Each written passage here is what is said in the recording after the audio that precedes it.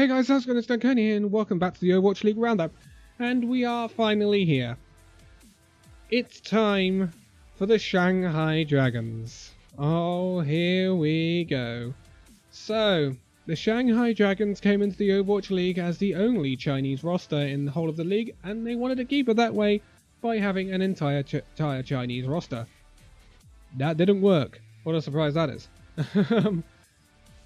So, this is going to be interesting. They have let go of everyone apart from 3 of their players. Yep, that happened. Damon is now released. Addo is now part of the Washington Justice. Sky is now released.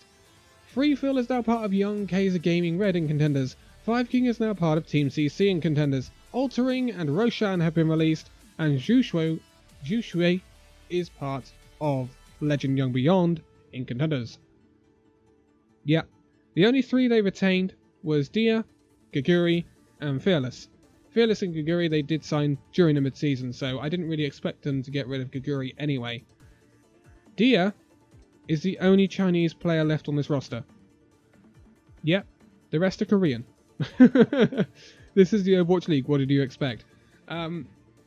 So, let's start off with the DPS, shall we? This team is now made up of 9 players. They have 4 DPS, 2 flexes, 2 tanks, 2 supports. Very nice. One too many DPS for my liking, but that's fine. They have a replacement in each position for something they need apart from support, but again, I don't know. There's room. There's room. Anyway, we're going to start off with DM or Dime. I'm not quite sure how you say it. Now, I do feel sorry for this particular Chinese roster, Lucky Future Zenith, because they've basically had their entire team raided in the Overwatch League off-season. If it's not Seoul Dynasty, then it's Shanghai. He comes from Lucky Future Zenith, a very successful team in Contenders China. He's well known for his McCree, Widowmaker, and Soldier 76, which should be really blimmin' good in this patch coming up. And yeah, I can't argue with that. He's good friends with Carpe, which is interesting. But Carpe you might know from the Philadelphia Fusion. Yeah, it's a very decent signing for Shanghai Dragons. I would imagine this is one of their starting DPS.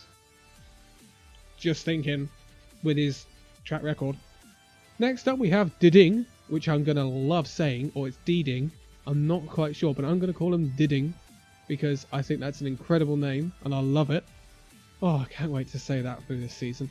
Right, he was part of Kongdu Panthera, which is an interesting one. Kongdu Panthera used to have the part of the London Spitfire lineup when London Spitfire became part of the Overwatch League last year. So they did pretty well in Contenders Korea since its rebrand, even though they lost that roster. The Ding is pretty good. He's a bit of a, not weird, but he's a bit of a flex DPS. And what I mean by flex DPS is he has these odd picks in his bag.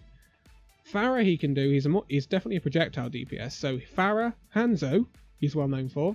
He can do a bit of Diva, which is interesting if you want to run a tank heavy comp. But he can play the Doomfist.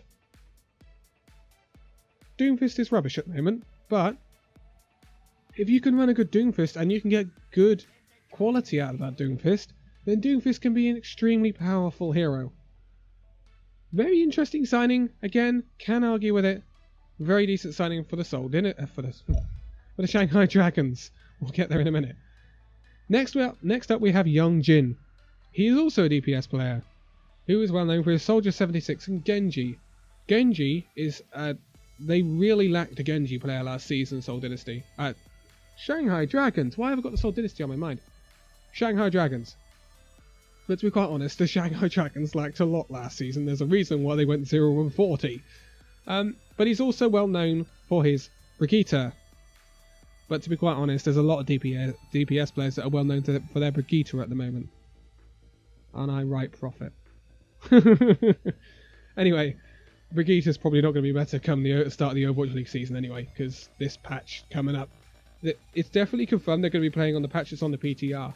So it might actually be live now. Thinking about that. when I'm recording this, it might actually be live now, because we'll probably be in the grips of the New Year event. So, there you go. But Brigitte will be dead. He'll be playing as Genji as Soldier. But that's another decent signing for the Shanghai Dragons. Next up, we have Guardian. Guardian is a bit of a more well-known name. He's a flex player, well known for his diva. I'm assuming he can play as Zarya as well. Guardian is very interesting, because Guardian, we have to go back a bit here, a couple of years. Guardian played for Lunatic High, their second string roster, and then was promoted to Lunatic High's first roster. Now, Lunatic High is the team that had Seoul Dynasty's roster before the Overwatch League era. And Lunatic High they dominated Korean Overwatch. They were the best team in the world. They were known as the best team in the world.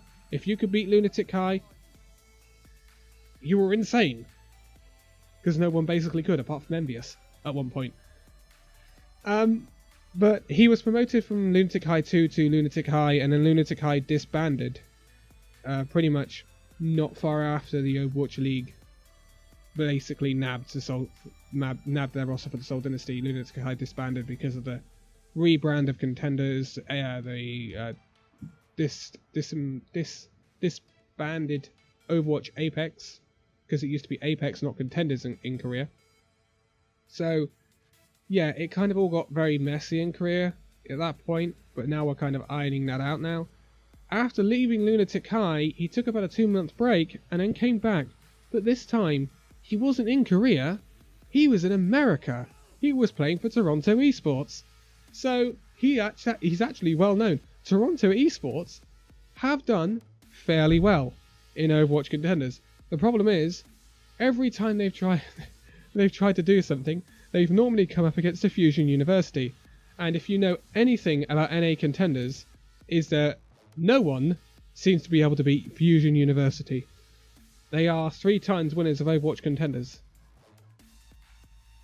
After, rebranded Overwatch contenders. No one else has won it apart from Fusion University, so this is a good signing for Shanghai Dragons.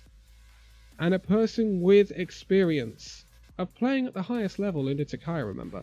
So I think this is a decent signing for the Shanghai Dragons. Next up, we have Luffy. Luffy is a support coming from Kongdu Panthera. Oh, I feel sorry for these second tier rosters. They just get raided every time there's a transfer window in the Overwatch League. He is basically being with Team Kongdu all his career since 2016, and that was not a pun, by the way. I didn't mean it. He was with Kongdu Panthera. He then went to Kongdu Unesia, and then went back to Kongdu Panthera. Kongdu Panthera have always been at the top-ish of Korean Overwatch esports, going back to Apex and then in contenders.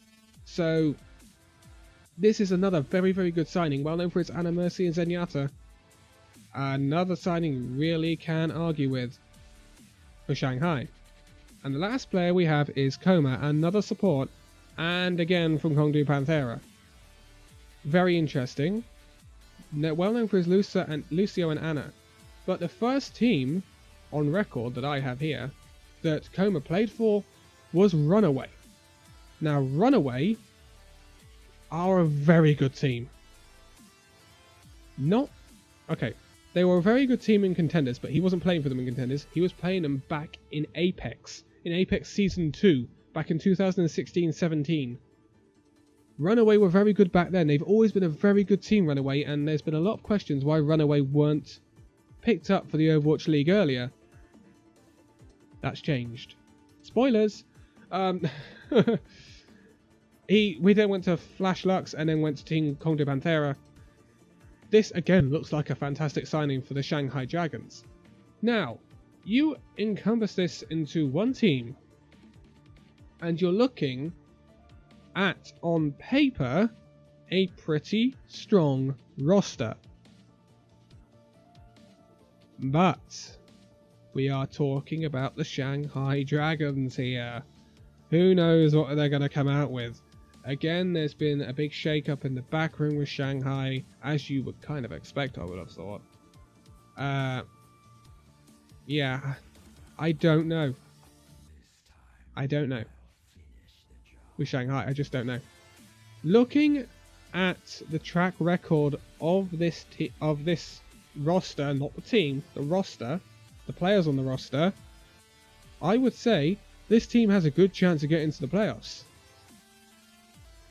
Now, who would have thought of me saying that midway through last season? This is definitely a team that if the management and the team can get playing together and get that synergy working, this is a team that could cause a few blooming shocks this season. But I just have reservations that we are still talking about Shanghai. The team we are still wondering, will they win their first game of the Overwatch League? Because they still haven't won a game. We'll forget, going into next season, they still haven't won a game. But the good thing with this massive turnover in the roster is there isn't the burden on the shoulders of these players thinking we still haven't won a game. What are we going to do?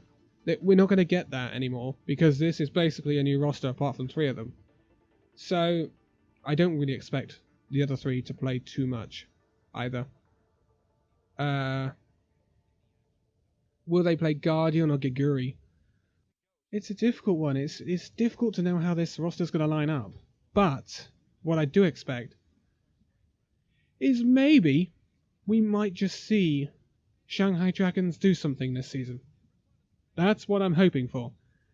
I'm hoping we're not going to have another team that's going to go 0-40. That's all I'm saying. Promising things for the Shanghai, but to be quite honest, could it not be? How could it not be promising at this stage when you've already done as worse as you could possibly have done? It couldn't be any worse.